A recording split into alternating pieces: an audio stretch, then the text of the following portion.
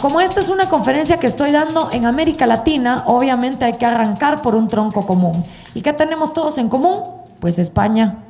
Por algo hablamos español, tenemos la misma cultura y el mismo pasado. Incluso si hacemos una línea transversal de nuestra historia política, vamos a descubrir que, por ejemplo, entrado el siglo XX, todos tuvimos un dictador medio loco, luego vino nuestra especie de Perón, todos tuvimos más de alguno de esos, luego tuvimos dictaduras militares, algunos tuvimos guerrillas marxistas, luego tuvimos sustitución de importaciones con la CEPAL, de ahí la mayoría tuvimos gobiernos de derecha en los años 90 que nos fallaron con el libre mercado, más adelante voy a hablar de eso.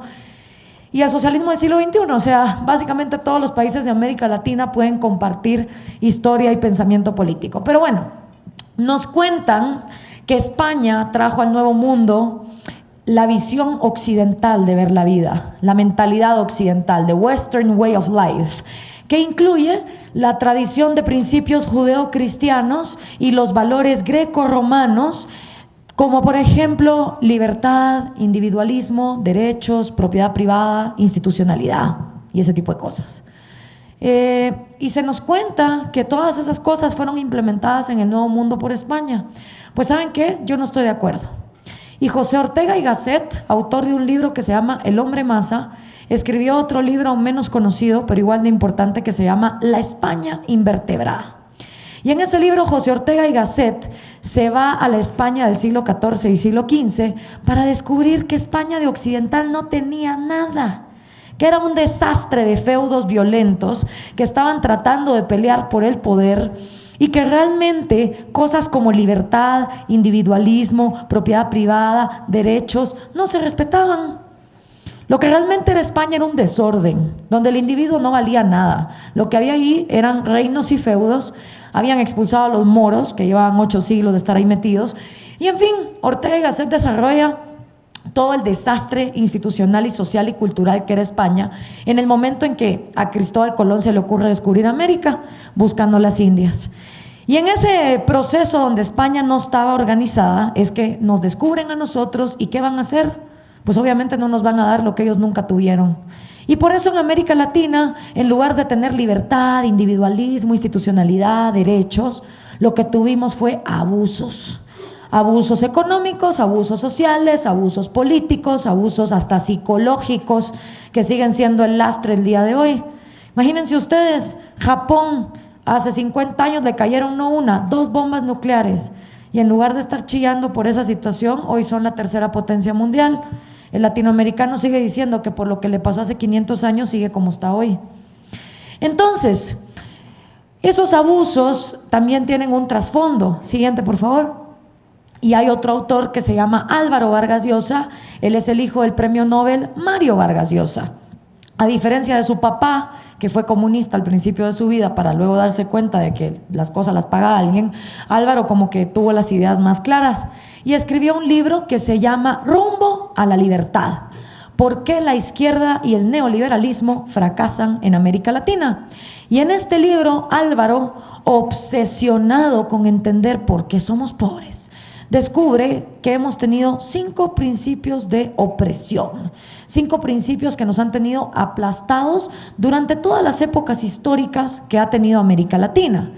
Desde la América precolombina, la conquista, la independencia, la Latinoamérica del siglo XVII al siglo XIX y el mal llamado siglo XX, siglo del pueblo.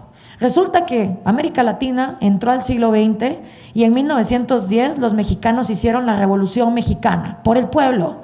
En 1930 surge el APRA en Perú por el pueblo. En 1959 por el pueblo, el Che Guevara y Fidel Castro toman Cuba y a raíz de ahí se devengan un chorro de guerrillas marxistas en toda la región por el pueblo, para el pueblo y desde el pueblo. ¿Pero qué pasó? Entramos al siglo XXI y el pueblo siguió igual o peor. Entonces resulta que estos principios de opresión son como aquellas viejas películas de Bruce Willis, duros de matar, y han sobrevivido hasta la actualidad. ¿Y cuáles son?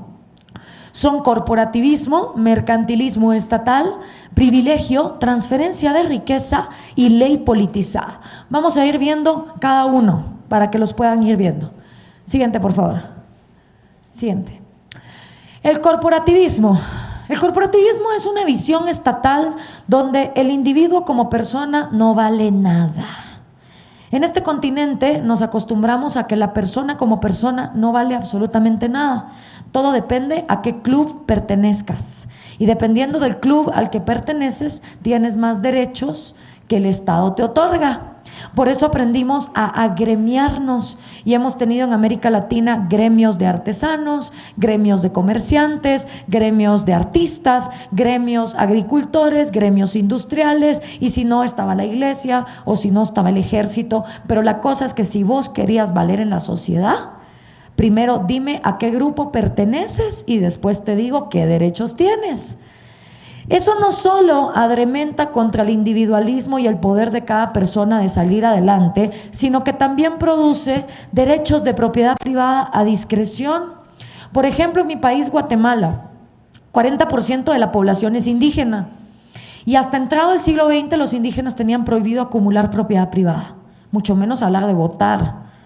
Entonces, ¿cómo pretendemos que una población que ha sido rezagada del sistema económico luego entienda lo que es ahorrar, producir, comerciar? Está difícil, ¿no? Subida de impuestos constantes, expropiaciones en nombre del Estado y por supuesto el sistema de las encomiendas, porque como nos parecía muy cruel eso de la esclavitud, entonces decidimos hacer el sistema de encomiendas, que básicamente era que a un español le daban 500 indios para que los cristianizara y los pusiera a trabajar en la hacienda. El problema es que les pagaban con dinero que solo era intercambiable en la tienda de la finca. Entonces el pobre cuate a fin de mes le paraba debiendo al patrono. ¿Qué posibilidad de ahorro? ¿Qué posibilidad de producción? ¿Qué posibilidad de poder hacer algo con el fruto de tu esfuerzo? Nula, ¿no? Siguiente, por favor. El segundo principio de opresión que ha tenido América Latina aplastada. ¿Han oído ustedes? Pues yo levanto la mano porque yo lo he oído 1000 veces. ¿Cuántos de ustedes han escuchado que los problemas de América Latina son culpa de ese capitalismo asqueroso, salvaje, explotador, inhumano que quiere a los pobres aplastados y tirados?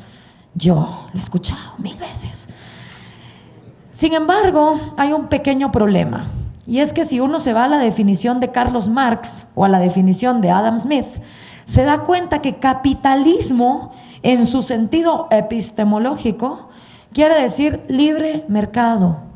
¿Libre de qué? Libre de monopolios, libre de oligopolios, libre de trabas comerciales, libre de aranceles, libre de proteccionismos para unos y para otros no. Libre de que el gobierno sea el que nos diga con quién, cómo, dónde y cuándo y bajo qué condiciones comerciar. Y pregunto yo, ¿cuándo rayos en América Latina hemos tenido libre mercado? Porque si yo como guatemalteca quiero venir a poner una cafetería a Ecuador, no les cuento el chorro de impuestos, de trámites burocráticos, de sobornos y de trabas que me ponen para poderlo hacer. Si un argentino se quiere ir a vivir a Perú, la pasa igual. Si un colombiano quiere abrir un negocio en México, también.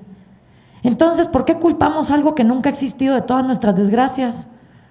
Lo que hemos tenido en América Latina, mis queridos amigos, se llama mercantilismo estatal. Y es la noción de que tú no existís económicamente, sino hasta que el Estado te da el derecho de existir. Y déjenme decirles que esto no empezó con España. Esto ya estaba en las épocas precolombinas. Porque otra gran mentira que nos cuentan es que las civilizaciones incas, aztecas, mayas, toltecas vivían en una especie de paz, tomados de la mano, bailando cumbayá. Y no hay mentira más grande que esa. Las civilizaciones precolombinas eran esclavistas, eran elitistas, eran racistas y eran excluyentes. Por eso fue fácil para Hernán Cortés, para Francisco Pizarro, para Pedro Alvarado y para todos estos cuates volarle la cabeza a líderes como Moctezuma y ponerse ellos, porque ya la sociedad estaba acostumbrada a ser aplastada.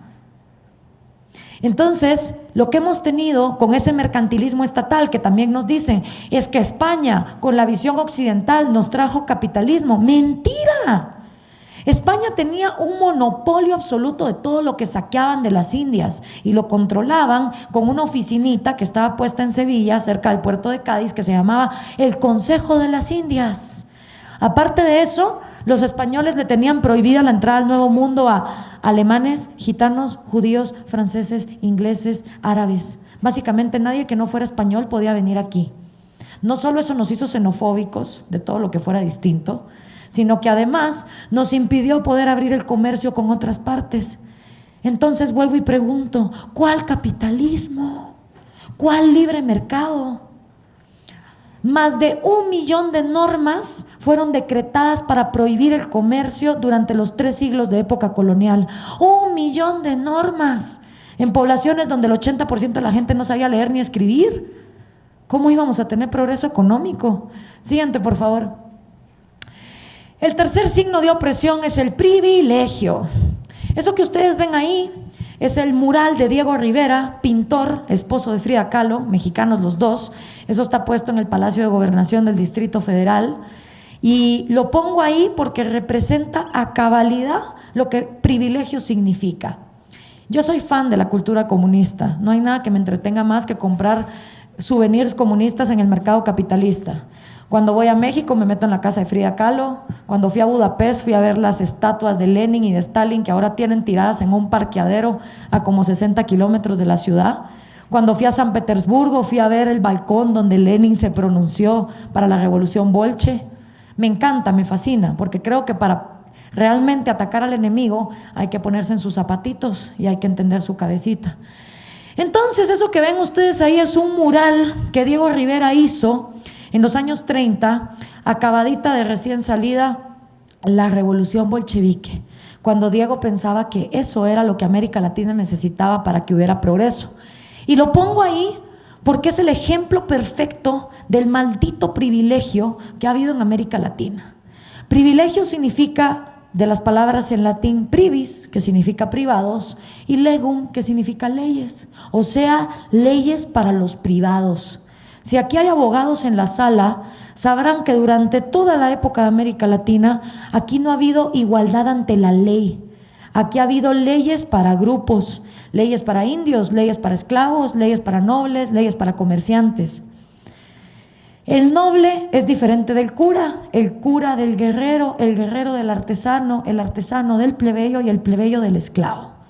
En América Latina tenemos una obsesión por dividirnos y clasificarnos por cosas tan absurdas como nuestro color de piel, o cuánto dinero tenemos en la bolsa, o de qué cepa venimos. O no es verdad que lo primero que le preguntan a uno es: a ver, mijita, ¿y tú de qué Álvarez sos? ¿De los de...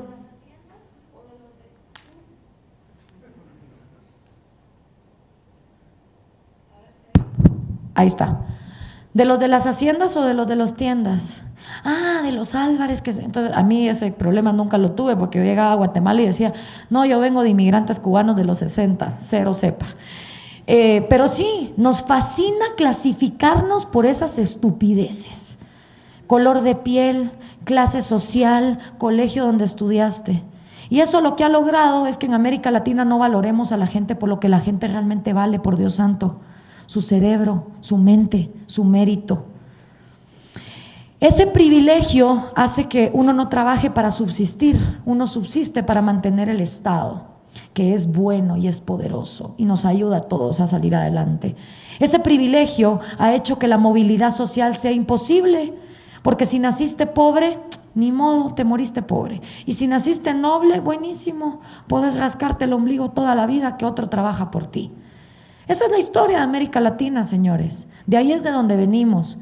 Siguiente, por favor. El cuarto principio de opresión es la transferencia de riqueza.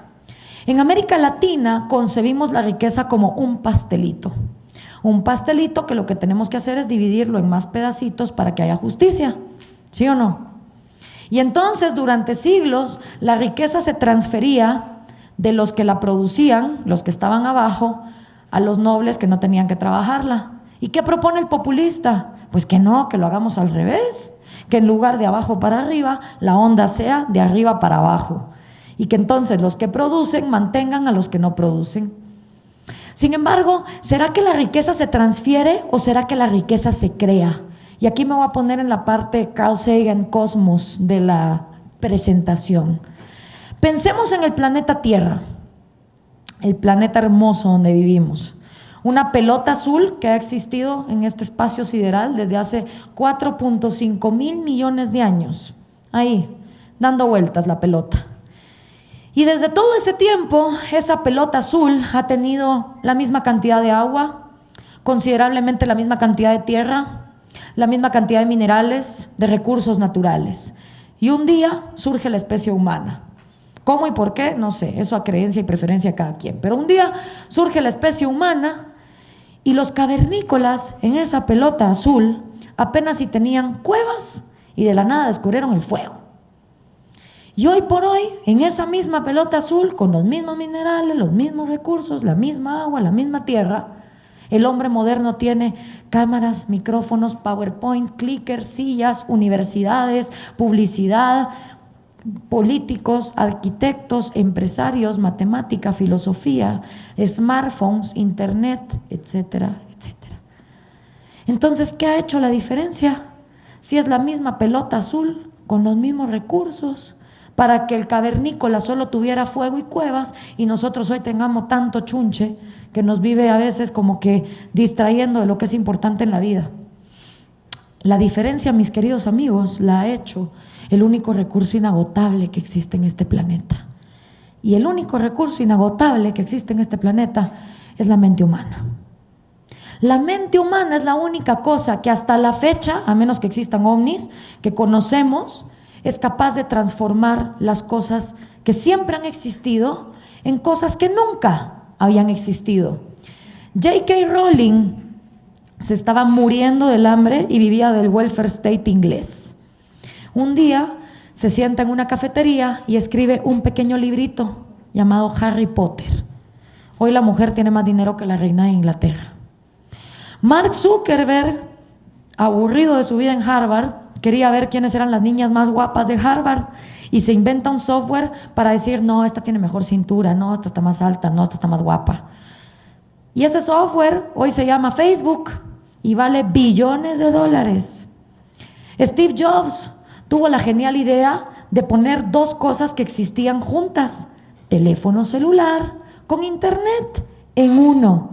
Y a pesar de que hubo chorro de gente que se burló de él, murió siendo un genio. Increíble, ¿no? Los ejemplos son vastos y evidentes de que la riqueza se crea con la cabecita, pero en América Latina seguimos necios con que la riqueza se transfiere. No solo eso, hasta el siglo XIX, ahí lo vamos a ver ahorita, era muy difícil para cualquier persona poder legislar para crear riqueza. Entonces, yo no creo que se trate de transferir ni de abajo para arriba ni de arriba para abajo. Se trata de tener gente que la empoderemos mentalmente para que puedan crear su propia riqueza, para que puedan soñar e imaginar un mundo mejor. Eso solo se va a lograr nutriendo bien a nuestros niños, porque eso sí que es verdad. Si a un niño lo nutres mal y solo le das masa y grasa, pues obviamente no va a desarrollar su capacidad analítica como para poder entonces crear. Y eso sí es verdad, en América Latina estamos creando generaciones de tontos, sobre todo por esos mismos programas sociales que se supone que los van a sacar de la pobreza. Yo no sé si ustedes han oído hablar de la Bolsa Familia de Brasil o de la bolsa, bueno, en Guatemala a la izquierda le llamaba la bolsa solidaria, ahora a la derecha le llama la bolsa segura.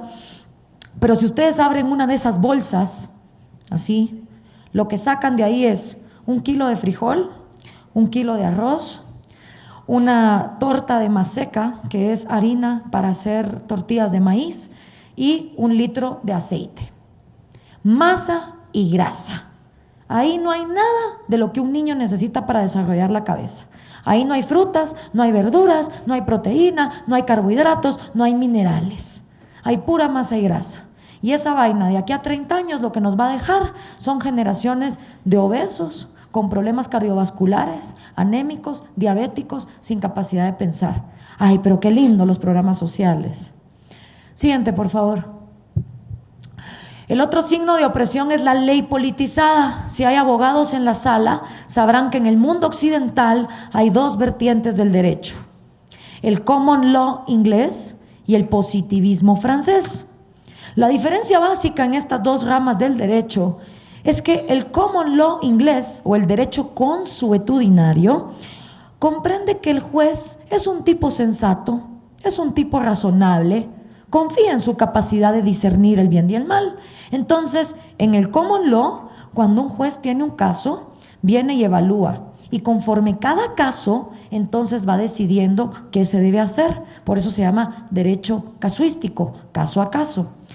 El positivismo francés no.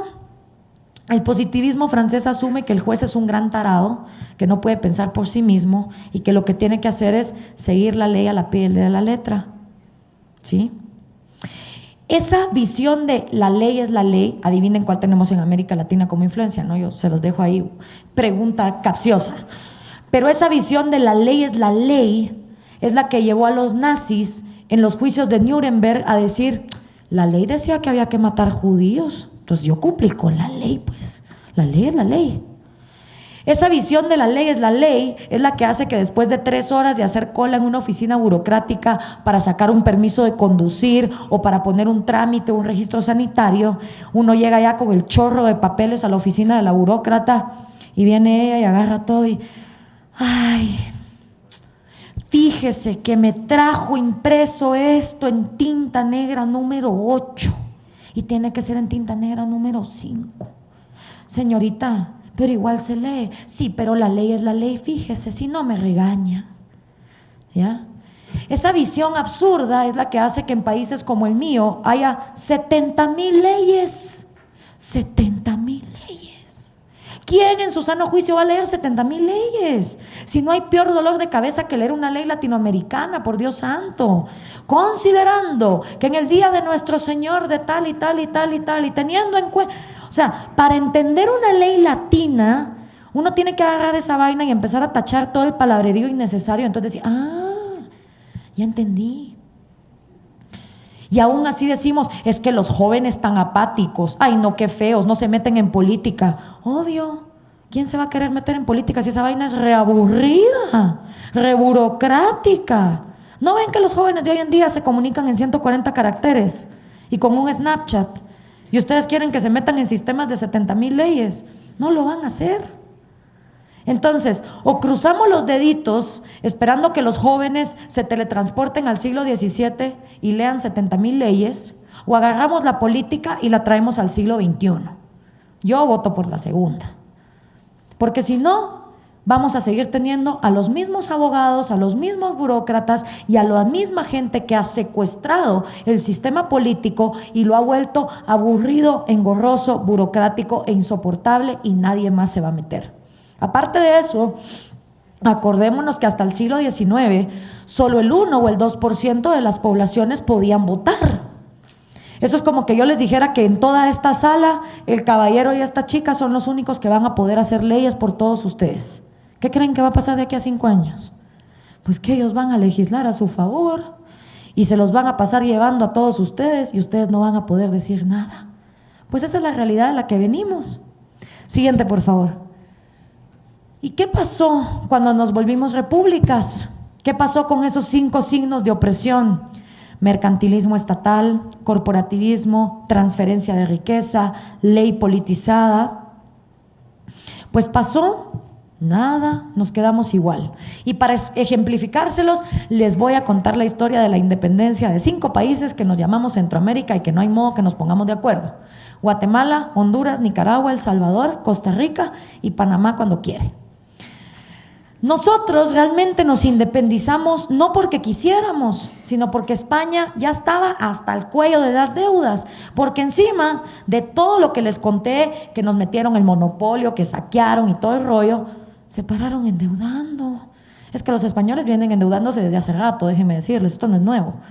Y se endeudaron para Alemania y para que Inglaterra se quedaran con todo el oro, la plata. Bueno, incluso en el Museo de Viena está el penacho de Moctezuma y es hasta la fecha que los mexicanos dicen devuélvanos el penacho y dicen pues no, porque fue un pago de deuda. Imagínense. Entonces España estaba en la quiebra y no podía más con nosotros. Entonces eso fue como un papá que, imagínense, se queda sin trabajo y entonces abre la puerta y le dice, a ver, mijitos, van a tenerse que ir a vivir a la calle porque me quedé sin trabajo, no los puedo mantener. Y ahí vamos los 5 países centroamericanos, hijitos, así diciendo, pero papá, yo no sé qué es ser independiente, qué miedo, ¿cómo se hace eso? Así nacimos a la independencia Centroamérica un 15 de septiembre de 1821. Firmamos nuestra acta de independencia en papel sellante del rey Fernando VII de España. O sea, ni nuestro propio papel pudimos ir a conseguir. Y eso no es lo peor. Nos independizamos bajo 3 condiciones. Número 1, lealtad absoluta con la corona española. Número 2, la Iglesia Católica es la única iglesia que puede operar. Y número 3, se mantiene el status quo de diferentes leyes para diferentes grupos. Pues obviamente nacimos como repúblicas abortadas.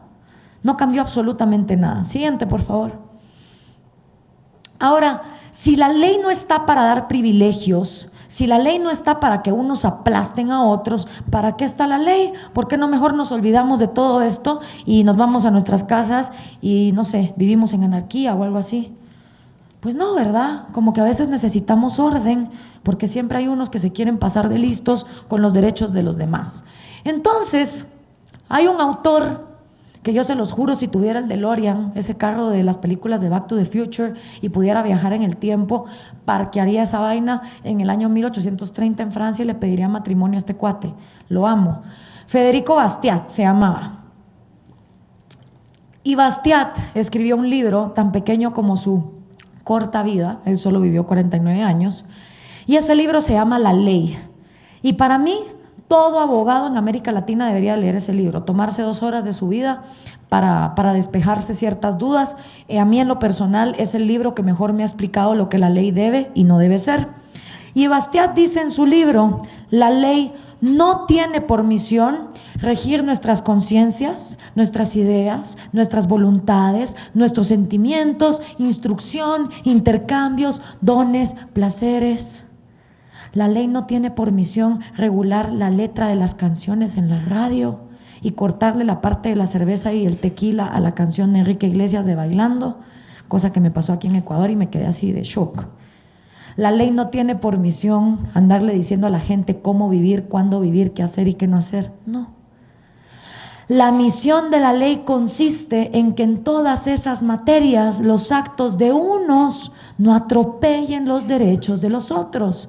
O como dijeron los Beatles, live and let live. O como dijo Jesucristo, no le hagas a otros lo que no quieres que te hagan a ti, brother. La ley está para eso, pero en América Latina no. Siguiente, por favor. También dijo Bastiat, la ley se ha pervertido y se sigue pervirtiendo bajo la influencia de 2 fuerzas radicalmente diferentes. La primera, el egoísmo falto de inteligencia, y la segunda, la falsa filantropía. Y mis queridos amigos de Quito, hay una verdad a la cual todo hombre debe llegar a concluir en paz si es que quiere vivir una vida de tranquilidad y coherencia consigo mismo. Y esa verdad, mis queridos amigos, es que todos somos egoístas. Todos y cada uno de los 7,000 millones de seres humanos que estamos paraditos en esta tierra y los que ya se murieron son y fueron egoístas. Todos tenemos nuestros propios intereses, nuestros propios sueños, propias motivaciones, propios impulsos. Todos y cada uno de ustedes tiene una razón muy específica por la cual está aquí sentado el día de hoy. Esa característica de que todos somos egoístas, no solo es de los humanos, es de todo lo que está vivo. Jirafas, perros, gatos, mariposas, pececitos, aves, los dinosaurios, todo lo que está vivo, estuvo vivo y estará vivo es egoísta. ¿Y eso es bueno o eso es malo? No sé, pero es una realidad. Y más nos vale empezar a tener soluciones que vayan con nuestra realidad y no que vayan en contra de nuestra realidad. ¿Y por qué los seres humanos somos egoístas y todo lo que está vivo es egoísta? ¿No se han dado cuenta ustedes de una cosa? Todo lo que está vivo quiere seguir vivo. Todo lo que está vivo, desde que es una microcélula, lucha por su vida. Y para luchar por la vida, para buscar refugio, para cazar, para innovar, hay que tener el deseo de quererse superar y pensar en uno mismo. A mí me matan de la risa los jóvenes en Latinoamérica que quieren cambiar el mundo y hagamos revolución y saquemos 10,000 personas a la calle para quejarnos del gobierno, pero exigir que sea ese mismo gobierno el que nos dé la solución. No sé cómo la causa del problema va a ser la solución a los problemas, pero bueno, muchos jóvenes piensan eso y ahí van en hordas a exigirle al Estado que se porte mejor porque no les gusta lo que están haciendo. Ajá. ¿Y cómo rayos vamos a cambiar Latinoamérica si tenemos juventudes que no saben hacer nada más que delinquir? O los famosos ninis que ni estudian ni trabajan. ¿Es que el joven acaso no se ha dado cuenta que si primero no piensa en sí mismo, si primero no estudia, si primero no se prepara, si primero no aprende una profesión para conseguir un trabajo, no va a tener nada que aportarle a su sociedad? Si no pensamos primero en nosotros mismos, no tenemos absolutamente nada que aportarle después a la sociedad. Pero claro, en Latinoamérica se nos enseña que pensar en uno mismo es pecado mortal. Y por eso anda todo el mundo ahí de hipócrita diciendo, esto lo hago por el pueblo. ¡Mentira! Ni por el pueblo ni por nada. Yo les voy a contar una anécdota. Yo fundé un movimiento de reforestación de árboles para que vean que los que apoyamos el libre mercado somos conscientes que el planeta puede vivir sin nosotros. Nosotros, en cambio, no podemos vivir sin el planeta, así que más nos vale empezarlo a cuidar. Interés egoísta. Pero para yo poder hacer un movimiento de árboles hace 4 años, teníamos 2 opciones. O nos parábamos enfrente del Ministerio de Ambiente de Guatemala y le chillábamos que por favor reforestara, o hacíamos algo por nuestra cuenta. Y decidimos hacer algo por nuestra cuenta. Hoy por hoy llevamos 35,000 árboles sembrados. Pero para yo poder financiar esos pinches arbolitos, primero tuve que estudiar una universidad para entonces tener un trabajo, cobrar un sueldo y tener con qué hacer algo por mi país. Entonces los jóvenes lo primero que tienen que hacer es tener con qué aportar a su sociedad, porque de otra manera solo van a ser un lastre y una carga que se pone a gritar que el Estado lo cubra todo. Cuídense, ecuatorianos, cuídense muchísimo del político que les dice yo no tengo intereses personales, mi interés es el pueblo y nada más que el pueblo, yo no pienso en mí mismo. Cuídense, porque al menos que ese cuate sea un marciano, les está mintiendo. A diferencia de mucha gente en América Latina que se mete a la política, yo fui de las que antes de meterme estudié la carrera. Y déjenme contarles que no es como que un día llegué a clases y nos hayan dicho, bueno chicos, hoy vamos a ir a la clínica. Imagínense ustedes, nos hayan llevado a la clínica, ¿no? A sentarnos a todos y sale la enfermera con una inyección. A ver, pase adelante, ponga el brazo. Listo, con esta aguja le voy a estar retirando el gen egoísta. Listo, ya no tiene usted intereses personales. Vaya, sea político, predique. No, eso no pasa. Los políticos, igual que el resto de mortales, somos egoístas y tenemos intereses personales. Pero hay una gran diferencia. Cada ser humano escoge si va a ser un egoísta falto de inteligencia o si va a ser un egoísta inteligente. ¿Y cuál es la diferencia? Pues que los egoístas inteligentes o egoístas racionales entienden que su vida, su propiedad privada y su libertad tienen tanto derecho de existir como la vida, la propiedad privada y la libertad del resto de 7,000 millones de seres humanos que están en este planeta. Los egoístas faltos de inteligencia, en cambio, creen que su vida, su propiedad y su libertad está por encima de la de todo el resto de mortales. Y por eso se ponen a matar, a robar, a asesinar, a corromper, a delinquir o a montar empresas en el nombre del pueblo con las cuales ellas lucran con dinero ajeno. Cada uno de ustedes decide si va a ser egoísta racional o si va a ser egoísta irracional. Eso es voluntad de cada quien. Yo tengo un interés egoísta en estar haciendo lo que estoy haciendo. Primero que todo, abrí la bocota y 5 millones de latinoamericanos me apoyaron dándole share o dándole view en YouTube a mis palabras. Con lo cual, como le dijeron a Spider-Man, con un gran poder viene una gran responsabilidad. Y de la nada me empezaron a invitar a diferentes países para exponer mis ideas. Cosa que yo llevaba haciendo en Guatemala desde hacía 5 años. O sea, yo ahorita estoy viviendo mi especie de dream job, sin yo saber que ese iba a ser mi dream job. Cuando a uno le preguntan, ¿qué te miras haciendo hace 5 años? A mí me hubieran preguntado, ¿qué te miras haciendo hace 6 meses? Y en mi vida se me hubiera ocurrido que iba a estar en Quito, Ecuador, después de una gira latinoamericana hablando de populismo. O sea, ni de chiste.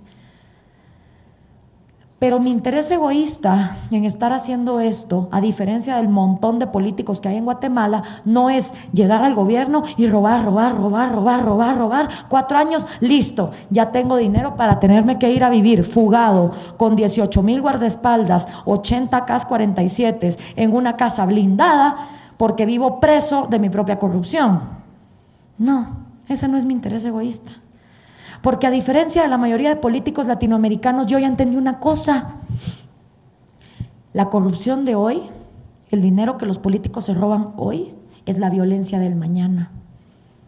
Y si yo robo hoy, lo único que estoy pagando a largo plazo es que a mi hija la violen sexualmente, la hija que todavía no tengo, que a mi hijo lo secuestren o que a mi padre lo asesinen. Eso es lo que los políticos no han entendido. Porque como son tan tarados que tienen una visión de aquí hasta su nariz, roban y no se dan cuenta que eso solo lleva al país a la perdición y luego crean violencia. Mi interés egoísta en estar haciendo lo que estoy haciendo es que yo vivo en un país que realmente es un paraíso tropical. Quien haya ido a Guatemala o se meta en Google realmente va a ver que es una nación hermosa. Pero lastimosamente yo no puedo caminar 3 cuadras sin que venga un brother y me ponga una pistola y me pida el celular. ¿Sí? Entonces yo ya me harté de vivir en un país que está cundido de narcos, de pandilleros, de corruptos, de madres que no atienden a sus hijos desnutridos, de gente que no se hace responsable de la consecuencia de sus actos, de juventudes que se traban la camiseta del Che Guevara sin saber quién es el cuate y solo exigen y no dan nada para su sociedad. Ya me harté de vivir en un país así.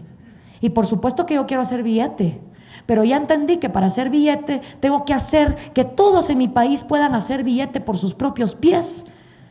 Y la única forma de lograr eso es abriendo cabezas. Ese es mi interés egoísta y por eso estoy haciendo lo que estoy haciendo. Siguiente, por favor. Siguiente. Ese es el credo del Movimiento Cívico Nacional, donde yo trabajo desde hace 2 años. Básicamente nuestra razón de existir es rescatar la república. Y ahí lo que dice es que creemos en Guatemala como una república donde se respete el Estado de Derecho.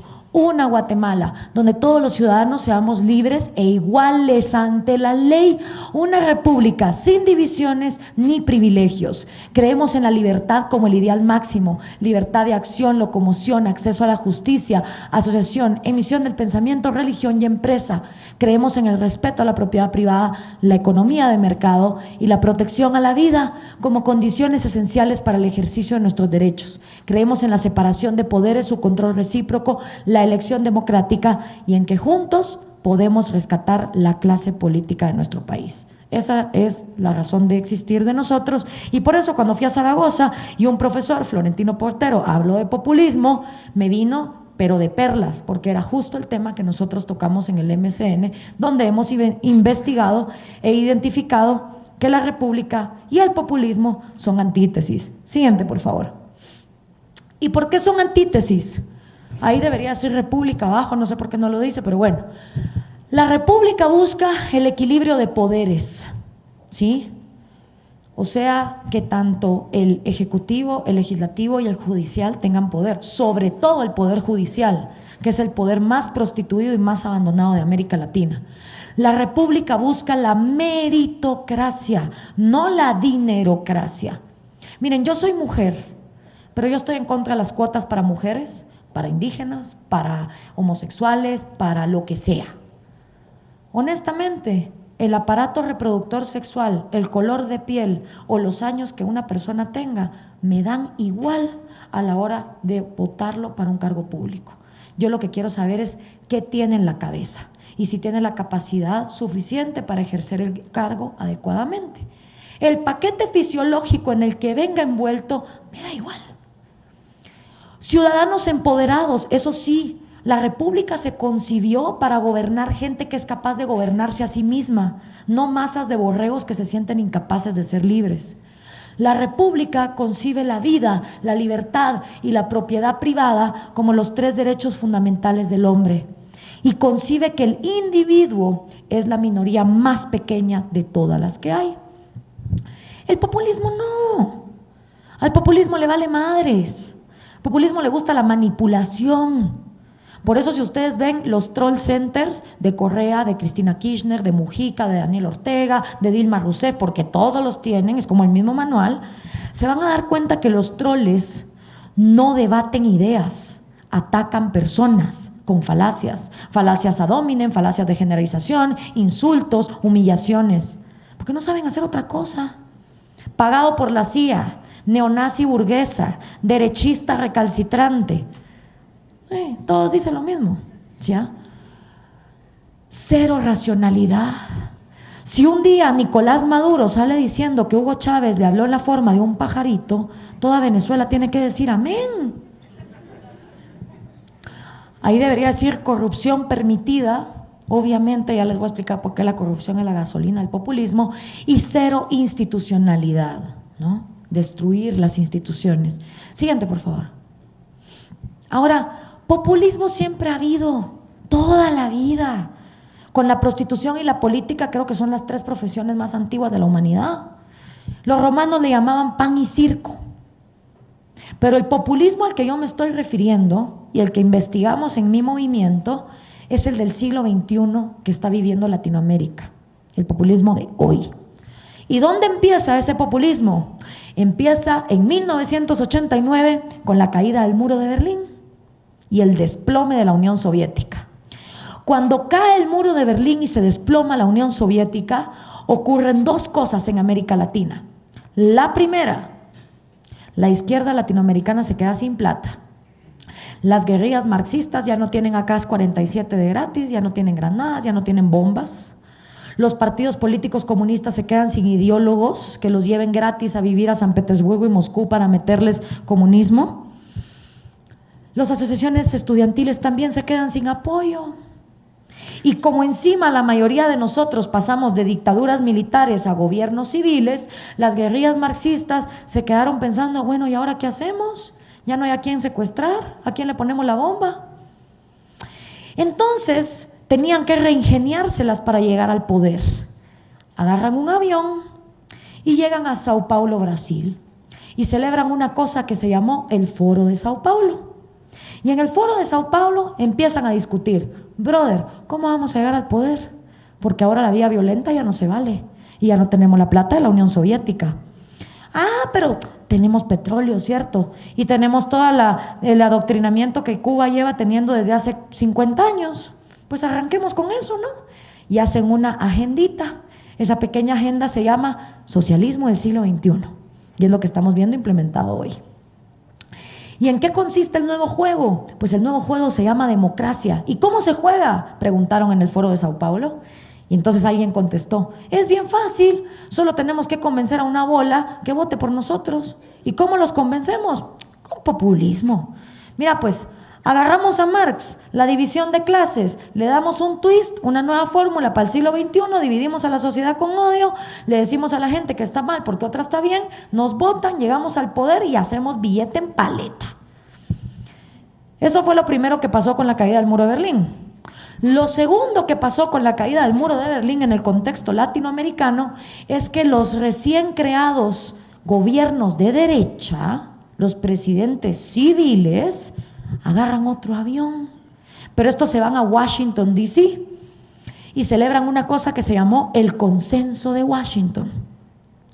Y en el Consenso de Washington se iba a revertir el desastre que nos había recomendado la CEPAL de esa famosa sustitución de importaciones que nos metió en una desgracia en los años 70 y 80, donde todos paramos siendo enemigos de todos y todos levantamos fronteras y aranceles y nos mirábamos todos los latinoamericanos como enemigos comerciales, porque como somos países monocultivos, entonces tenemos que ser enemigos, absurdo. Entonces en el Consenso de Washington, los recientes presidentes de derecha levantaron la mano derecha a la altura del hombro y prometieron y juraron que iban a liberar las economías latinoamericanas. Había triunfado el capitalismo. El libre mercado había ganado a los comunistas feos y malos. Ronald Reagan y Margaret Thatcher eran los chicos de la cuadra. Sí. El pequeño problema es que cuando esos presidentes regresaron a sus países, privatizaron, vaya si no, privatizaron hidroeléctricas, telefonías, aerolíneas, ferrovías, correos, recursos naturales, minería, de todo. ¿Pero lo liberaron? No. Primero, no volvieron accionistas a los trabajadores de esa empresa, que era lo que tenían que haber hecho para que cada trabajador se sintiera parte de la nueva empresa. No. Y lo segundo que hicieron fue que lo privatizaron y las concesiones se las dieron a sus primos, hermanos, colegas, amigos del partido, amigos de la infancia, compañeros del kindergarten, a su rosca, pues. ¿Ya? Entonces, ¿qué pasó? No hubo libre mercado, pero en la mentalidad del latinoamericano, que su historia lo atropella antes de que él la analice y la entienda, el capitalismo es una miércoles. El libre mercado fracasó y nadie se dio cuenta que el libre mercado nunca hubo. Y entonces un día surge Hugo Chávez en 1998 y le dice a la región: el capitalismo imperialista yanqui es una basura, el camino es el socialismo del siglo XXI. Y detrás de él, Fidel feliz. Ha de haber salido de la refrigeradora donde lo tienen metido en la isla y ha de haber dicho: menos mal. Vaya hombre, ya tengo a quien pasarle la estafeta del comunismo para que se reparta la miseria en otra región del continente. Feliz. Y detrás de él vino Rafael Correa, Evo Morales, Dilma Rousseff, Lula da Silva, Cristina Kirchner, Daniel Ortega y toda la conga, uno detrás del otro. Eso no es lo peor. Lo peor es que los de derecha, que habían quedado remalparados por las pésimas privatizaciones de los 90, voltearon a ver a los de la izquierda y dijeron: brother, hay que ser populistas. Y entonces ahora tenemos partidos de derecha, partidos de izquierda, partidos sin ideología, todos jugando a ser el mejor Santa Claus que regale chunches con dinero ajeno. Todos están compitiendo para ver quién es el mayor populista. Siguiente, por favor. Siguiente. ¿Y por qué la república? Pues miren, los griegos, que como no tenían smartphone, se ponían a filosofar viendo las estrellas, se ponían a pensar: ¿quién es el hombre? ¿A qué vino al mundo? ¿Y qué es lo que hace?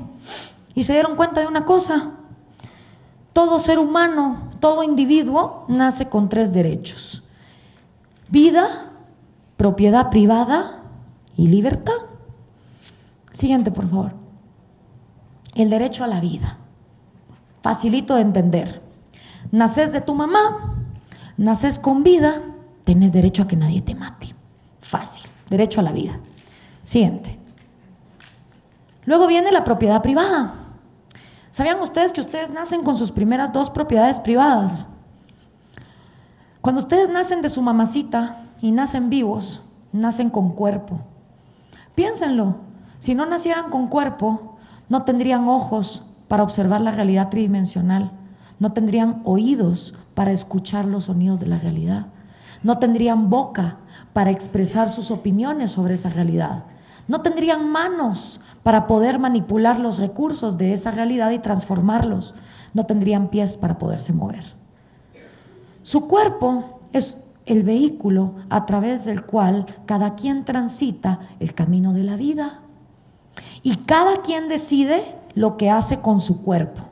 Cada quien decide si le pone un tatuaje a su cuerpo, si lo engorda, si lo adelgaza, si lo emborracha, si le mete drogas, si lo pone a ejercicio, si no le da ejercicio. Cada quien decide. Tu cuerpo es tu primera propiedad privada. Y como lo trates, te tratará él a ti. Tu segunda propiedad privada con la que naces es tu mente. Tu mente es un software mental único, como una computadora, mejor si es Mac, así no se traba tanto. Y el día que naces, ese software mental hace pling y se prende. Y entonces empezás a absorber conversaciones, cariños, tristezas, alegrías, libros, películas, anécdotas, viajes, experiencias, divorcios, infidelidades, muertes, alegrías, amistades. Y el día que mueres, esa computadora hace shutdown y se apaga.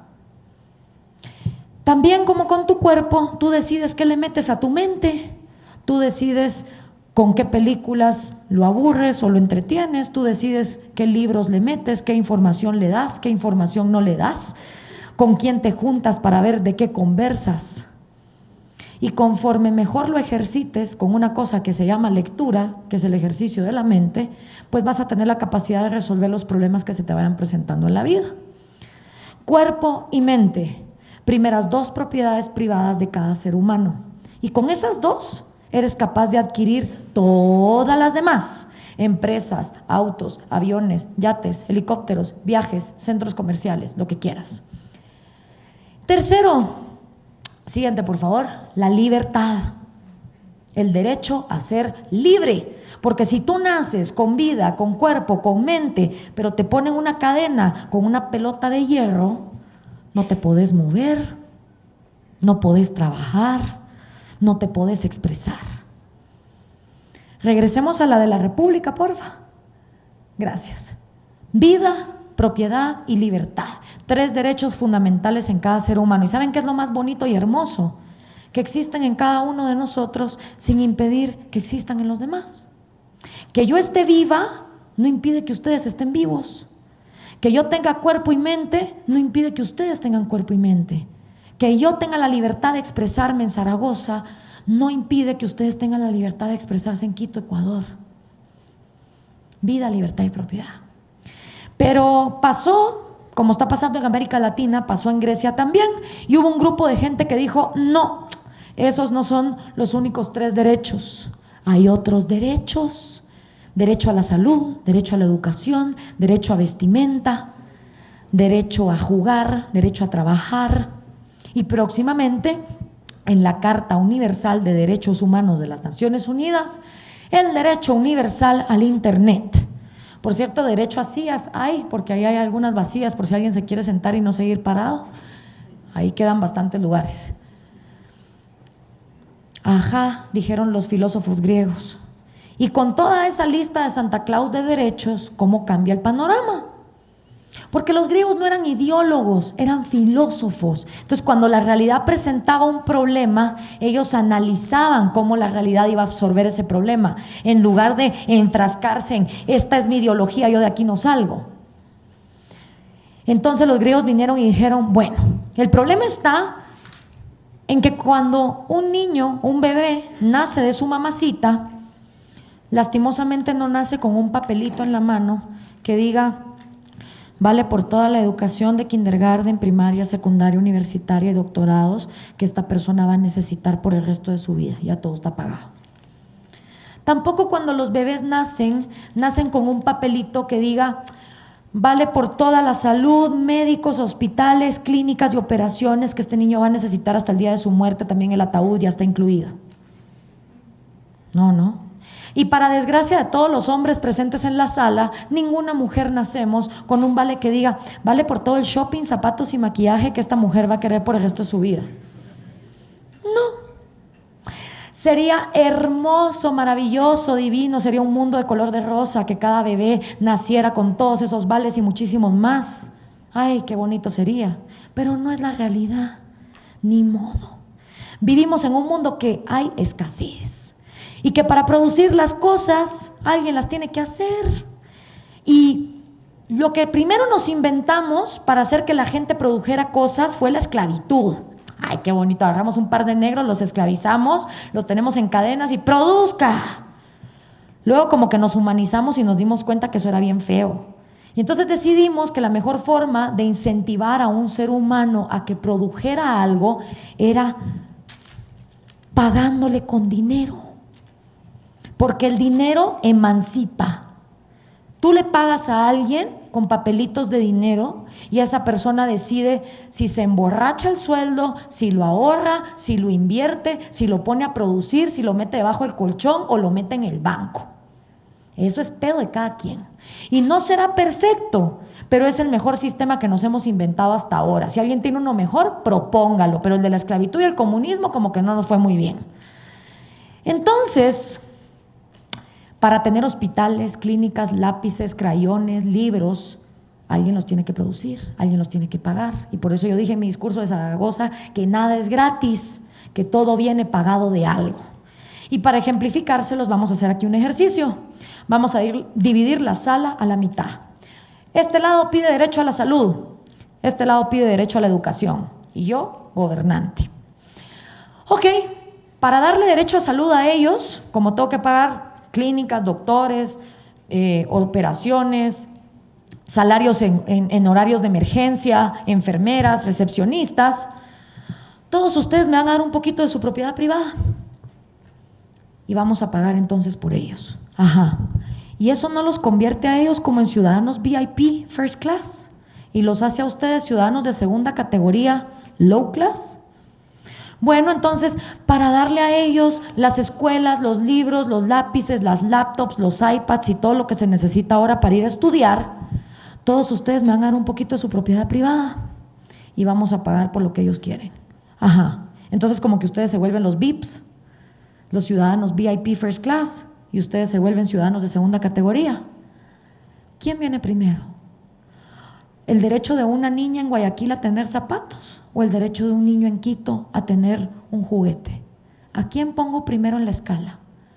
Y los griegos se dieron cuenta que responder esa pregunta estaba de la chingada, porque al hacer eso nadie es igual ante la ley. Va a haber unos más iguales que otros. Entonces los griegos fueron bien básicos y dijeron: si queremos decir que somos iguales ante la ley, la única forma de hacerlo es garantizando esos 3 derechos y confiando en que cada persona, teniendo esos 3 derechos garantizados, va a tener la suficiente capacidad de producir por sí mismo y levantarse en sus propios pies y entonces ayudar a otros más necesitados de manera privada y voluntaria. O si no, si queremos la lista de Santa Claus de derechos, hagamos lo que Latinoamérica hizo durante siglos, tengamos privilegios, grupos por encima de otros grupos que tienen más derechos, unos más iguales que otros. El ejercicio que yo les acabo de hacer, multiplíquenlo por 17 millones de ecuatorianos, divididos en sindicatos, gremios y grupos, todos chillando y exigiendo del gobierno derechos o necesidades. Vamos a pasar al siguiente. Otra cosa que los griegos vieron es que gobernar era bien difícil. Cuando gobernaba uno, el desgraciado se volvía un dictador. Cuando gobernaba un grupo, se volvían unos oligarcas que solo ellos se beneficiaban. Y cuando gobernaban todos, se volvía una demagogia insoportable. ¿Cómo le hacemos? Y preguntándose esas cosas, siguiente, llegaron a la maravillosa conclusión de ¡tara! La República. La República anula los vicios de las 3 formas. Primero, hay un presidente que no puede hacer lo que le dé la gana. Bueno, al menos que en la asamblea pues ponga a 100 asambleístas que básicamente se vuelven sus escribanos, ¿verdad? Gracias.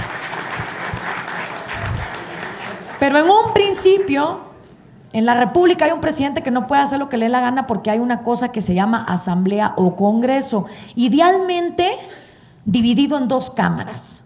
En una cámara, el Senado, y en otra cámara, la de los comunes. En el Senado tienen que estar representados los geeks, los nerds de la nación, los filósofos, los intelectuales, los Sheldon Cooper, los Stephen Hawking, los Albert Einstein, los que son capaces de ver más allá de la evidencia, ¿no? Una nación a 200 años plazo o a 300 años plazo. Eso en el Senado. Y en la Cámara de los Comunes tiene que estar la gente que está viviendo el aquí y el ahora, los que están chambeando, los que viven en la realidad del hoy, el carnicero, el carpintero, el maestro, el albañil, el publicista, el empresario, el abogado, el arquitecto. El objetivo de un congreso es que ambas partes estén todo el día dialogando, discutiendo e intercambiando ideas, para entonces legislar y llegar con el presidente y decirle: hasta aquí tu límite, papito. ¿Sí? Y esto funciona si y solo si hay democracia. O sea, si el resto de mortales puede escoger quién va a ser el presidente y quiénes van a estar en ese congreso. No cuando el presidente decide dividiendo en distritos quién va a estar en ese congreso. ¿O cuántos? Entonces, sin democracia, la república se vuelve una tiranía de las oligarquías. Pero sin república, la democracia se vuelve una tiranía de las demagogias. República y democracia se necesitan la una de la otra para no desvirtuarse. Y todo esto funciona así y solo si hay un organismo judicial que tenga la capacidad de castigar y la suficiente autonomía de meter en la cárcel tanto al presidente cuando se porta mal como al ciudadano común, por igual. Igualdad ante la ley significa eso. Siguiente. Un gobierno mixto, donde se califican diferentes virtudes y aspirar a que los mejores gobiernen. Siguiente. La humanidad ha concebido 3 repúblicas. La primera, la República Romana. La segunda, la República de Estados Unidos. Ojo, Estados Unidos, 1776, Founding Fathers, Benjamin Franklin diciéndole a la señora, estamos haciendo una república, señora, si es que son capaces de mantenerla. Y evidentemente no fueron, ¿verdad? Muy diferente el Estados Unidos de 1776 al Estados Unidos 2015, Obamacare, 18 trillones de deuda. 2 cosas completamente diferentes. Y por último, la República de Star Wars o la Guerra de las Galaxias. Siguiente. Las 3 tuvieron algo en común. Sucumbieron ante un imperio que anula el equilibrio de poderes. Darth Vader no quería que ningún planeta se gobernara a sí mismo, creía que en el Death Star todo se podía controlar. Obama lo mismo con el gobierno federal y Julio César también con el imperio. Same, different name. Siguiente. ¿Y por qué el populismo es la antítesis de la república? Siguiente. Porque el populismo basa su dicotomía en 2 conceptos: pueblo y antipueblo. El pueblo es el sumum de todas las virtudes de una sociedad. El pueblo es honrado, aunque venda su voto por una gallina. El pueblo es inocente de todos los males habidos y por haber en la sociedad. El pueblo es desinteresado y el pueblo está dotado de un instinto político infalible. El pueblo nunca se equivoca con el tarado que elige, jamás. No solo eso, pueblo se vuelve sinónimo de gobierno y todo lo que está en contra del gobierno no es pueblo, es antipueblo. El antipueblo representa la causa de todos los males habidos y por haber en una sociedad, incluyendo maremotos, terremotos, huracanes, bombas nucleares, crisis económicas, lo que sea, culpa al antipueblo. El populista básicamente siempre tiene 3 enemigos. Uno anterior, que puede ser el dictador, oligarca, militar de derechas. Uno interior, que casi siempre son los burgueses, explotadores, inconscientes, capitalistas. Y uno exterior, que casi siempre son los yanquis. También el antipueblo puede tomar formas como la oligarquía, la plutocracia, los extranjeros, el clero, los judíos, la monarquía. Ahora, muy bonito y maravilloso, pero ¿quién es pueblo? ¿Dónde vive pueblo? ¿A qué huele pueblo? A mí me encantaría ir un día a la casa de pueblo y tocarle la puerta. Buenas, ¿está pueblo? Y que saliera pueblo, multicultural y pluriétnico. Sí. Hola pueblo, ¿qué tal? ¿Cómo estás? Yo te quería venir a preguntar. Pueblo, todo el mundo habla en tu nombre, pueblo. Cristina Kirchner habla en tu nombre, Dilma Rousseff habla en tu nombre, Michelle Bachelet habla en tu nombre, Rafael Correa habla en tu nombre, Evo Morales habla en tu nombre, Hugo Chávez habla en tu nombre, Fidel Castro, el Che Guevara, Adolfo Hitler habla en tu nombre, Lenin habla en tu nombre, Stalin también. Pueblo, todo el mundo habla en tu nombre. Y todo el mundo dice que quieres una cosa o quieres otra. ¿Qué quieres tú, pueblo? Ya así de verdad, acabemos con esto de una vez. No, ¿verdad? Pueblo no existe. Pueblo no llora. Pueblo no siente. Pueblo no respira. Pueblo no ríe. Pueblo no tiene hijos. Pueblo no trabaja. Pueblo es una palabrota que la humanidad se ha inventado para entender la vida en colectividad. Eso es todo. Lo que realmente habemos somos individuos con cuerpos únicos y software mentales únicos. Eso es lo que habemos. Pero a la hora de que un populista habla, todos somos pueblo. ¡Ta huevos! ¿Quién quiere ser antipueblo? Nadie quiere estar del lado de los malos. Y desgraciadamente no ha llegado el día en que Rafael Correa les mande a los ecuatorianos por debajo de la puerta de sus casas una guía telefónica más o menos que diga: de ahora en adelante, de 17 millones de ecuatorianos partidos por la mitad en 8.5, de este lado, con nombre y documento de identificación, estos son pueblo. Y de este lado, con nombre y número de identificación, estos 8.5 millones son antipueblo. Claro, es que si al menos hicieran eso, uno vendría, agarraría la lista y diría: ah, bueno, me tocó ser antipueblo, me jodí. Pero ya sabría uno de qué lado está. Pero no, ¿verdad? No nos dividen. Entonces, a la hora del discurso, todo el mundo es pueblo. Qué bonito, ¿no? Nadie quiere pagar las cuentas. Siguiente, por favor. Y así es como empieza el manual del populista. Primero, insertar odio en la sociedad, dividiéndola en pueblo y antipueblo. Cuando una sociedad se odia, ya no coopera entre sí, ya no dialoga, ya nadie se quiere ocupar de los huérfanos, de los animalitos, de los ancianitos. Y entonces surge el populista y dice: yo, Superman, yo me voy a hacer cargo de todo. Y la gente en la sociedad dice: dale, brother, si quién quiere encargarse de esto. Una vez el populista llega al poder, el siguiente paso es eliminar del legislativo cualquier oposición. Y si de 137 asambleístas 100 pueden ser míos, mejor. Así se vuelven mis escribanos. Siguiente paso: comprar jueces para evitar juicios y castigos. No podés tener un organismo judicial que empiece a denunciar las atrocidades que comete el Ejecutivo, porque entonces tu plan no te va a funcionar. Y si no los podés comprar o no los podés amenazar y mandarlos a callar, entonces haces como Kirchner, Operación Nisman. Después, reformar la Constitución es vital. Para ponerle como las niñas en secundaria, ¿no? Yo voy a gobernar forever and ever, together, forever. Y si después de la muerte puedo regresar y seguir gobernando, lo hago también. Que quede ahí el artículo por si algún día descubren la vuelta a la vida. La resurrección, exacto. No solo se reforma la Constitución para eso, sino para debilitar a los otros poderes y empezar también a limitar los derechos de propiedad y las libertades económicas.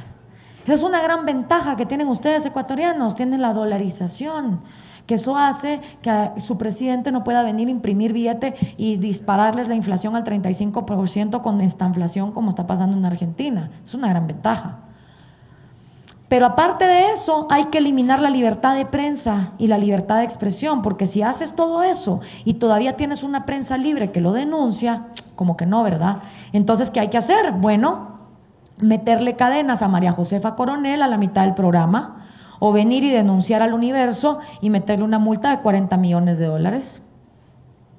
Y todo eso para al final anular al individuo y a sus 3 derechos en nombre del pueblo. Siguiente, por favor. Siguiente.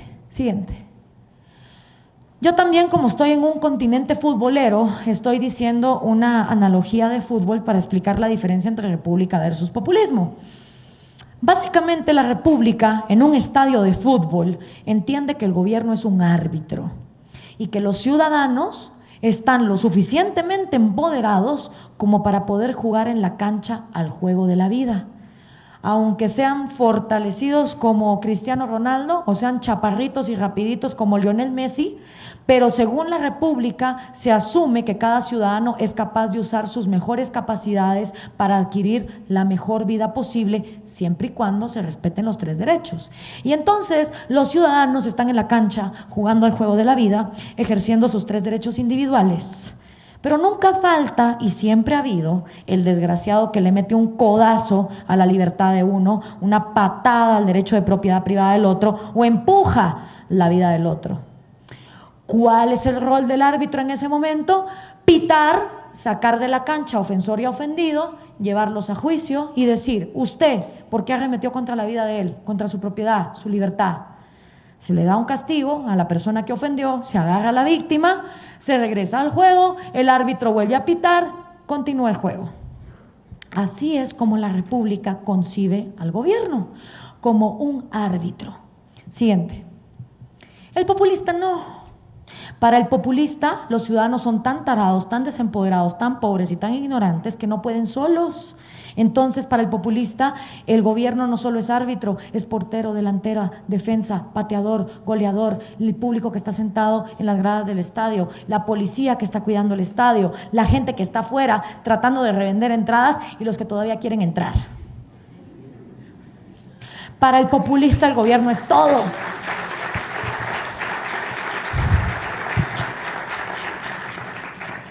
¿Y cómo le hace el populista para pasar de pinche árbitro a hacerlo todo? Con el manual que les acabo de explicar. El populista pasa a ser portero, delantero y goleador en el momento en que toma el legislativo y elimina la oposición. pasa a ser el público sentado en las gradas del estadio cuando quita la libertad de expresión, pasa a ser el dueño del estadio cuando empieza a expropiar y a quitar las libertades económicas, y pasa a ser el organismo judicial cuando controla a la policía dentro del estadio.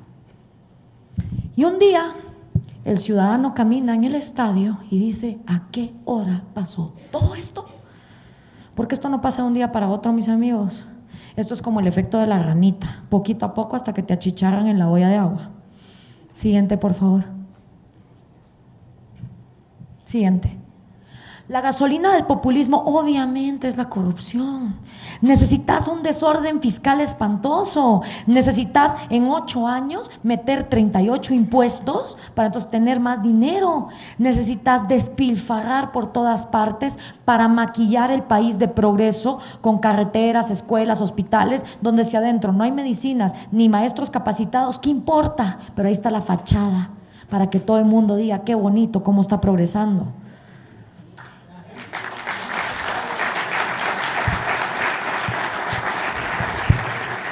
Gracias.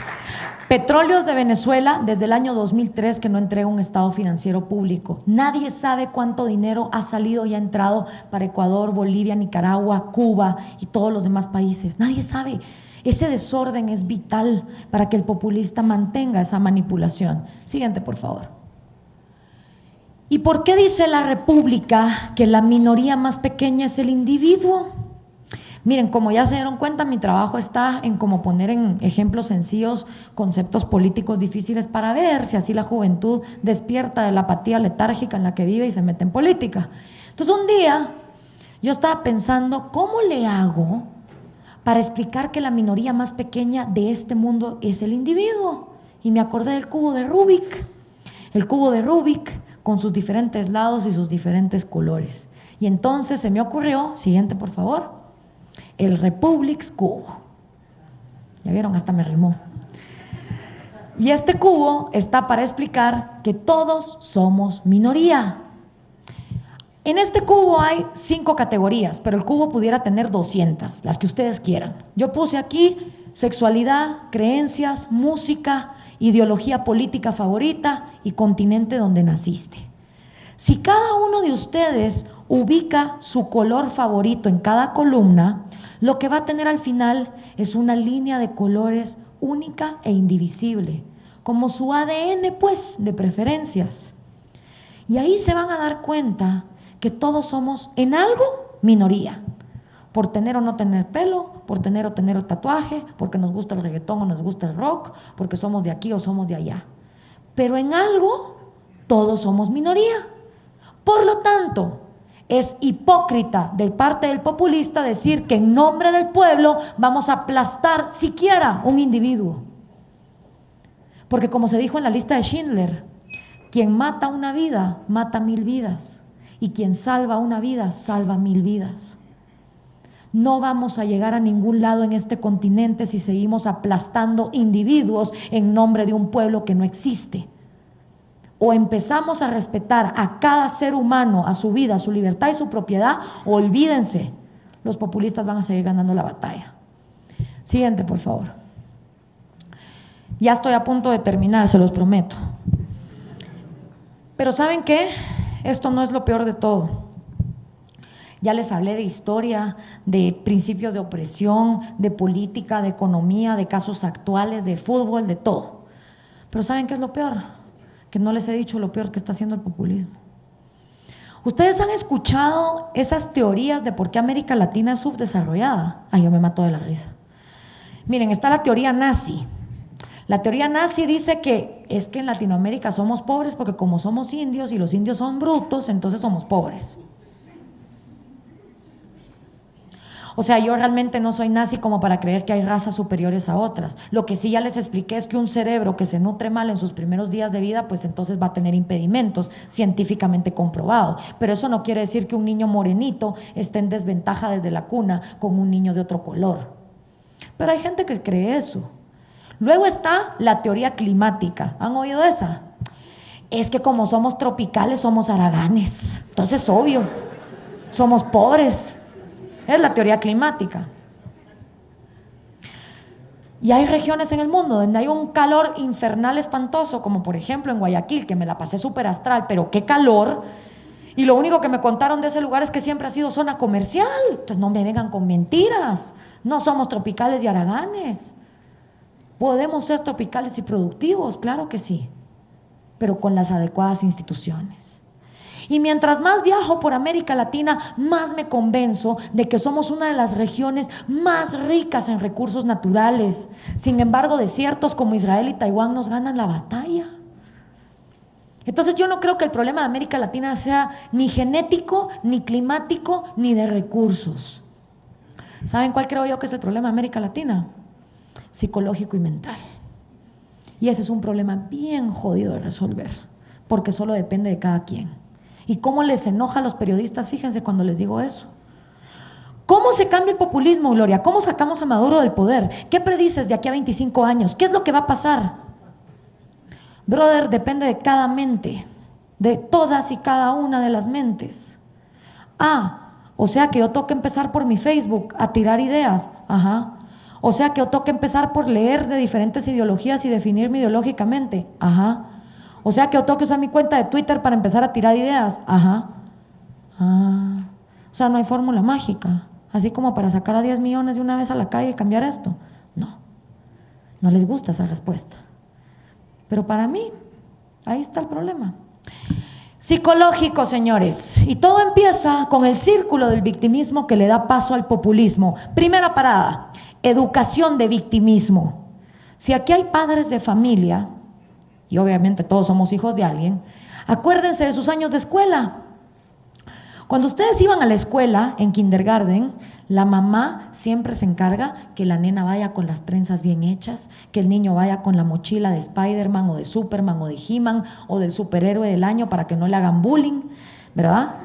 Los manda al colegio. Después en la secundaria, cuando llega el día de la graduación, que la niña se ponga el mejor vestido, que vaya al salón de belleza, que le hagan los colochos, le pongan las uñas, la maquillen hermosa, al chico que le metan el traje Hugo Boss, la corbata más linda, lo perfumen bien y vámonos a la fiesta de graduación porque los niños se graduaron del colegio. Todos los padres latinoamericanos son así y cuidan todos esos detalles. Pero cuéntenme ustedes, ¿cuántos de los papás aquí presentes o hijos aquí presentes se acuerdan de haber abierto el libro de estudios sociales o de historia de sus hijos en quinto primaria o sexto primaria? Para saber qué cuento le estaban contando a sus hijos, víctimas de qué los estaban haciendo. Porque por mucho que esté la lonchera de Spider-Man y el vestido del año, lo más importante de pasar por la escuela es lo que queda en la cabeza. Y es en la escuela donde a nuestros niños les están enseñando a ser víctimas. Víctimas de los yanquis, de los españoles, de la oligarquía, del conflicto armado que ni siquiera vivieron, del dictador militar que lleva 80 años muerto, de cualquier cosa. Y para ejemplificarlo, siguiente por favor. Universidad de Buenos Aires, Facultad de Derecho, año 2014, mes noviembre. Gloria muriéndose de las ganas de ir al baño y eso era lo más cercano que había. Entro y me encuentro con el stand de la Cámpora. ¿Sí? Y entonces leo un cartel que dice que la universidad se pinte de pueblo. ¿Quién es pueblo?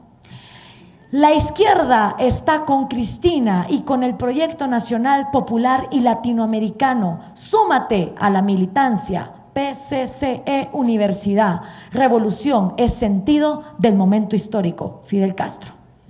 Regresemos, por favor. ¿Víctimas de qué los estamos haciendo? Y el problema es que la gente que crece como víctima luego tiene baja autoestima, fíjense.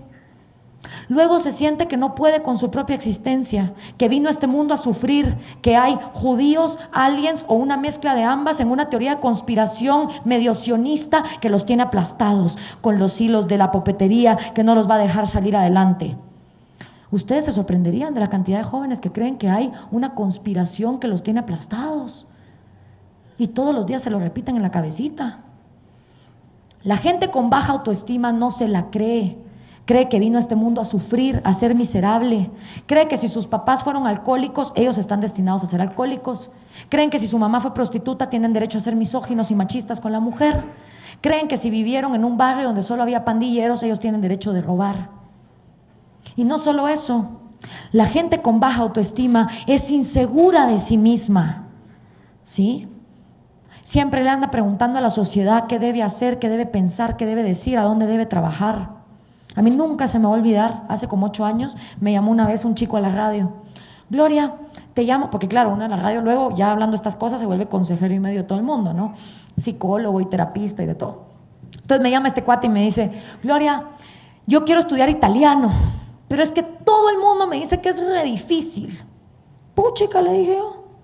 O sea que me vas a decir que te llamaron 6.999.999 millones de personas. No, hombre, ¿cómo así? Bueno, tú me dijiste que te llamó todo el mundo, descontándote a vos, ese es el resto de la humanidad. Ay, no, pues, o sea, mis amigos, pues. Ah, tus amigos es todo el mundo, ok. ¿Y cuántos de ellos hablan italiano? Ninguno. ¿Y entonces por qué le hacemos caso a gente que nos dice cómo vivir, que no sabe de lo que habla? Entonces yo, que sí me tuve que calar el italiano porque viví 4 meses en Roma y esos cuates, el inglés, pero ni por de chiste, y el español mucho menos, le dije, no es verdad. El italiano es súper fácil de aprender, sobre todo para alguien que habla español. Aparte es un excelente ejercicio porque vas a ampliar tu vocabulario 4 veces más. Inseguridad en nosotros mismos. ¿Qué va a decir la sociedad de mí? Esa inseguridad también lleva a los chavos a clavarse la t-shirt del Che Guevara sin siquiera wikipediar quién era ese asesino.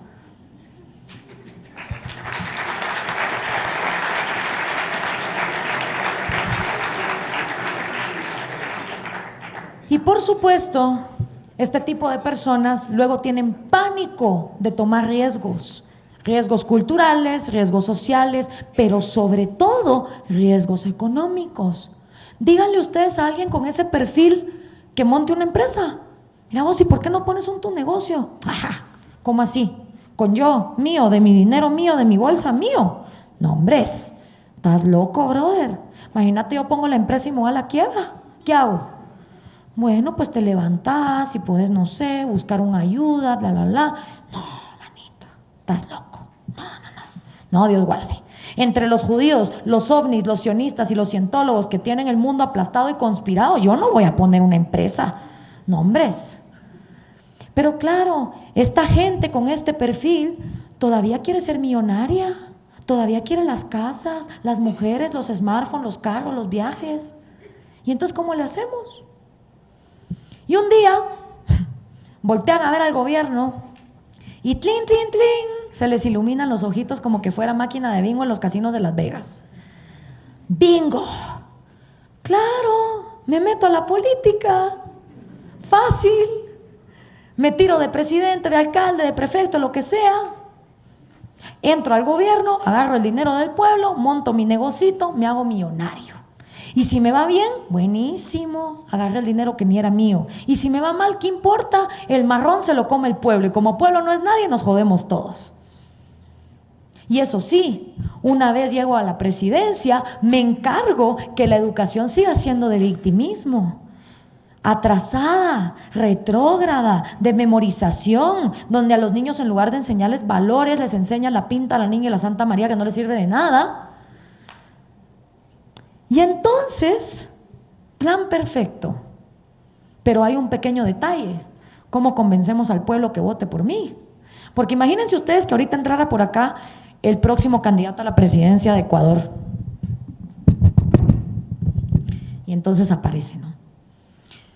Pueblo de Ecuador, yo vengo aquí a postularme como su próximo presidente. La verdad es que yo fui educado como víctima, tengo baja autoestima, soy inseguro de mí mismo. No he podido superar los problemas de alcohol de mi papá y por eso no permito que ninguno de ustedes tome los domingos.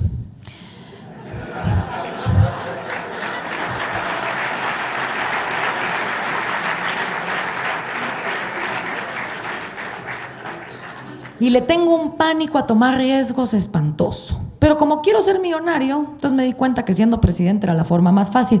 No se preocupen. Como son 17 millones de ecuatorianos, yo nomás les voy a meter 38 impuestos, le quito un poquito a cada uno, monto mi empresa y para ustedes todo sigue igual. Así que por favor, voten por mí para las próximas elecciones. Pues no, ¿verdad?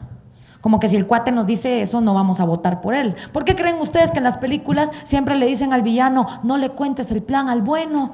Pero siempre el villano tarado, cuando ya tiene al bueno agarrado en la silla eléctrica, empieza a decirle, es que mi plan fue hablar con fulano, luego con mengano, luego te secuestré.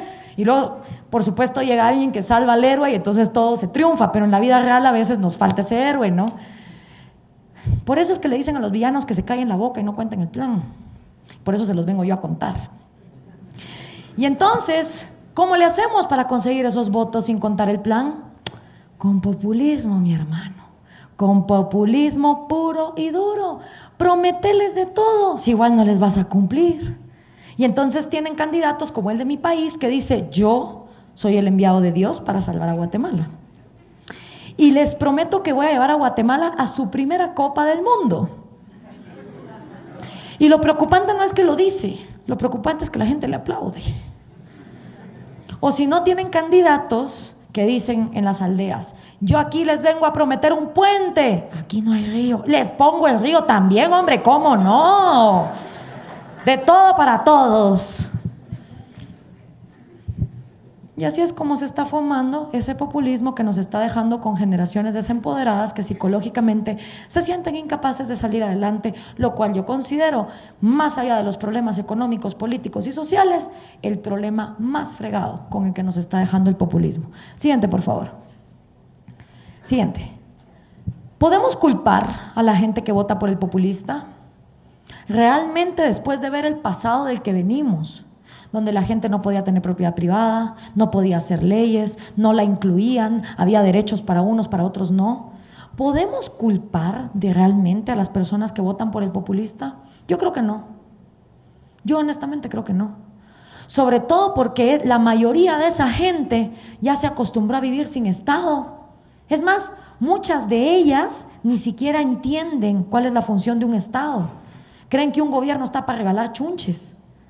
Porque nunca en sus vidas ha habido un policía, un juez, un abogado o un funcionario público que esté ahí para respetarle sus derechos. Cuando a esa gente la asesinan, nunca dan con el culpable. Cuando a esa gente la violan sexualmente, no meten a las personas a la cárcel. Cuando a esa gente le roban, no hay nadie para responder por ellos. Cuando a esa gente la extorsiona un pandillero, como pasa en mi país, que se cobra impuesto de guerra a las tiendas, los policías son cómplices. Entonces esa gente ya se acostumbró a que su vida, su propiedad privada y su libertad no valen nada.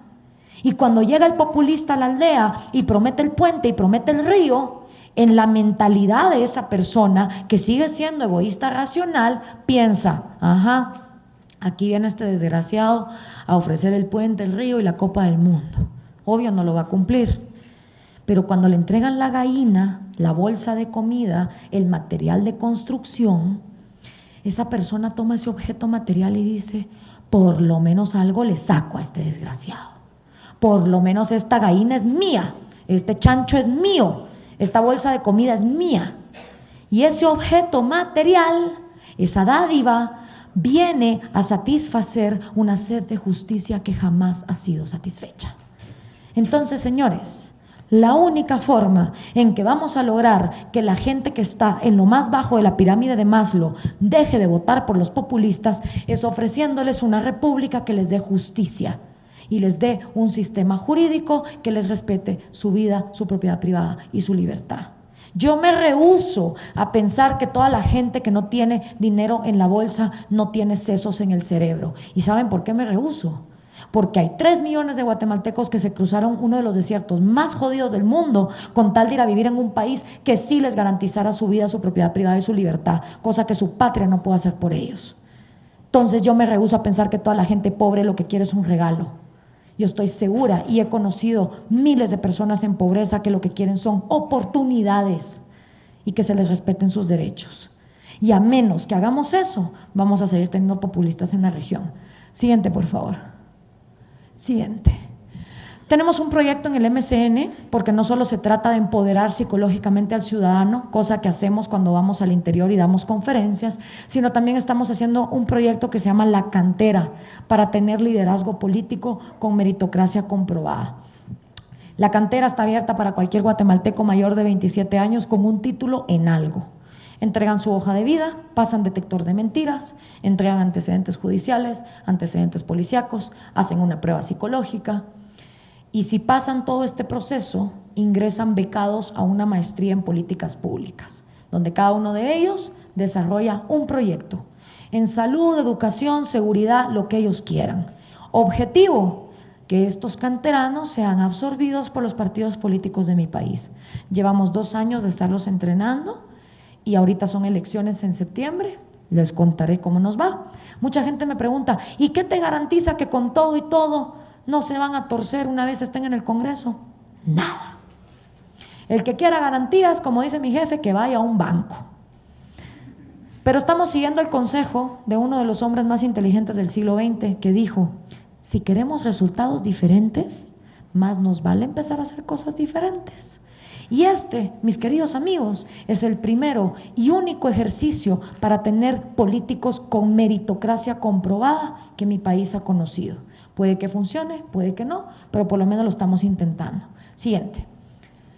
Por último, los dejo con esta frase de Eduardo Enríquez, autor nicaragüense, que dice: sí es posible construir la república soñada cuando al fin rompamos los complejos de inferioridad que hasta ahora nos han mantenido atados a proyectos políticos mediocres. El camino empieza por asumir con responsabilidad el compromiso que nace de concebirnos como hombres y mujeres libres. Muchísimas gracias por su atención.